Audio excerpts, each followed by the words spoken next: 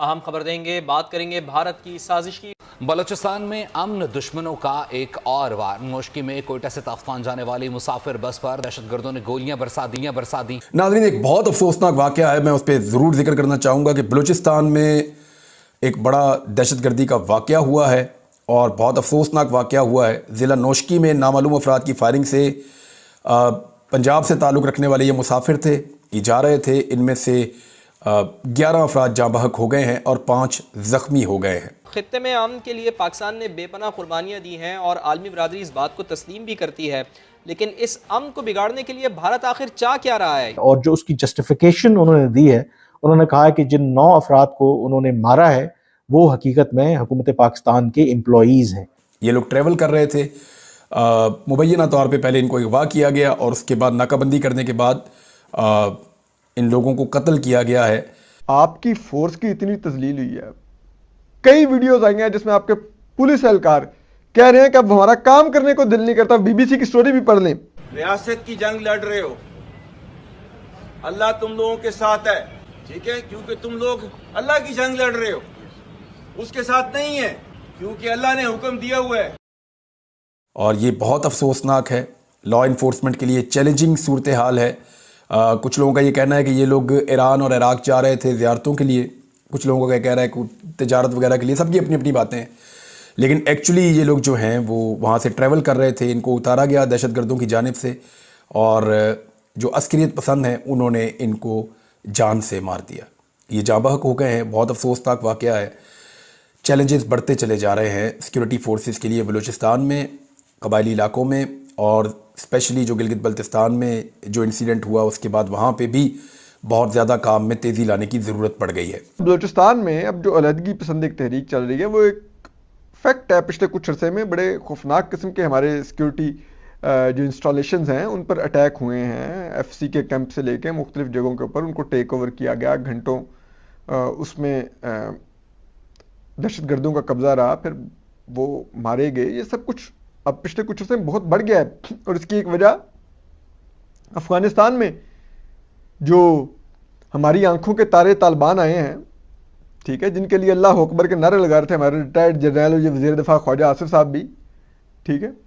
اب وہ امریکہ اور نیٹو تو نکل گئے، وہ سارا اسلحہ لیٹسٹ ان کے ہاتھ آیا وہ انہوں نے بیچا، اور اس میں بہت بڑی تعداد میں یہ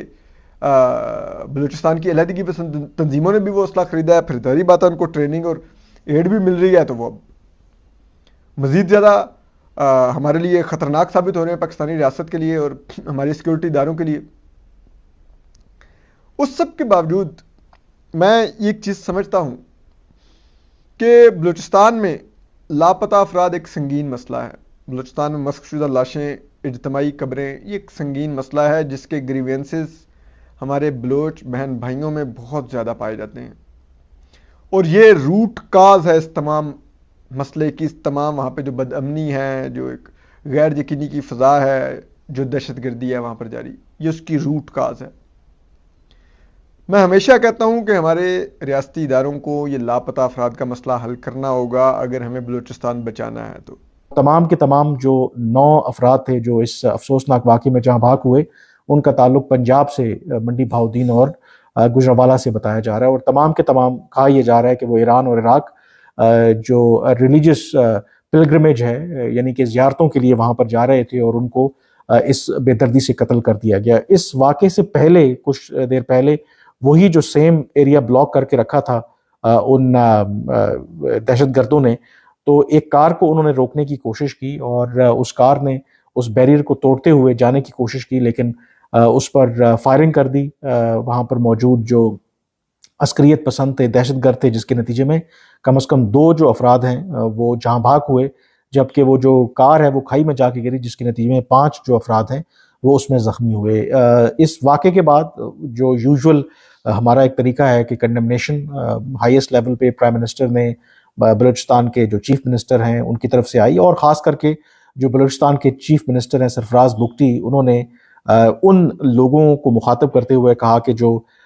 پاکستان کے اندر بلوچستان مسنگ پرسنز والا معاملہ اٹھاتے ہیں کہ کیا وہ اس کی مذمت کریں گے کہ کس طریقے سے یہ جو دہشت گرد تنظیمیں ہیں وہ آئیڈینٹیفائی کر کے معصوم جو پنجابی جو ورکرز ہیں ان کو وہ نشانہ بنا رہے ہیں. اور یہ کوئی پہلا واقعہ نہیں ہے. پچھلے سال اکتوبر میں تربت میں یہ واقعہ پیش آیا جہاں پر جو پنجاب سے آئے جو مزدور تھے ان کو بے دردی سے قتل کیا گیا. پھر جنوری کے اندر ایران اور پاکستان کے درمیان جو ٹینشن بڑی، میزائلوں کا تبادلہ ہوا. پاکستان نے ایران کے میزائل کے جواب میں جوابی جو کارروائی کی اور کچھ جو بلوچ دہشت گرد جو تھے ان کو مارا. تو اس کے بعد پھر سستان بلوچستان کے اندر جو پاکستان سے کچھ مزدور گئے ہوئے تھے جن کا اگین تعلق پنجاب سے تھا ان کو بے دردی سے قتل کیا گیا. اور اسپیسیفکلی اس کا مطلب ہے کہ وہ ٹارگٹ کرتے ہیں جو بھی یہ بلوچ دہشت گرد تنظیمیں، اور مقصد ان کا یہ ہے کہ بلوچستان کے علاوہ خاص کر کے پنجاب سے اگر کوئی بھی آ کر وہاں پر کام کرتا ہے یا اس کی جو پریزنس ہے وہ اپنے لیے اس کو تھریٹ سمجھتے ہیں، اور ایک میسج بھی دیتے ہیں کہ بلوچستان جو پنجابیوں کے لیے اس طریقے سے محفوظ نہیں ہے. اب اس واقعے کی ذمہ داری کئی گھنٹوں تک تو کسی نے قبول نہیں کی، لیکن جو ابھی اطلاعات آ رہی ہیں دا خراسان ڈائری نے جو رپورٹ کیا ہے انہوں نے کہا ہے کہ اس کی ذمہ داری بلوچ لبریشن آرمی نے، یعنی کہ جو پاکستان میں ایک بینڈ دہشت گرد تنظیم ہے، اس نے اس کی ذمہ داری قبول کی ہے. ماضی میں بھی جب اس طرح کی وہ کاروائیاں کرتے رہے تو اس کو جسٹیفائی کرنے کے لیے آئدر وہ کہتے تھے کہ یہ پاکستانی جاسوس ہیں، تربت میں جو واقعہ پیش آیا، یا پھر سستان بلوچستان ایران کے اندر جو واقعہ پیش آیا حال ہی میں، اس میں بھی پاکستانی جو مزدور ہیں ان کو مارا گیا. تو اس میں بھی انہوں نے یہی جواز پیش کیا کہ یہ پاکستانی جاسوس ہیں، پاکستانی حکومت کے لیے کام کرتے ہیں، تو اس لیے یہ ایک لیجٹمیٹ ٹارگٹ ہے. تو کلیئرلی اگر آپ دیکھیں پیٹرن جو بلوچستان میں دہشت گردی کے جو واقعات ہیں اس میں اضافہ ہو رہا ہے، اور بلوچستان ایک کمپلیکس پرابلم ہے. یعنی کہ وہاں پر یہ اس طرح کی دہشت گرد تنظیمیں BLA اور BLF اور جو مجید برگیڈ وغیرہ وہ کئی سالوں سے وہاں پہ ایکٹیو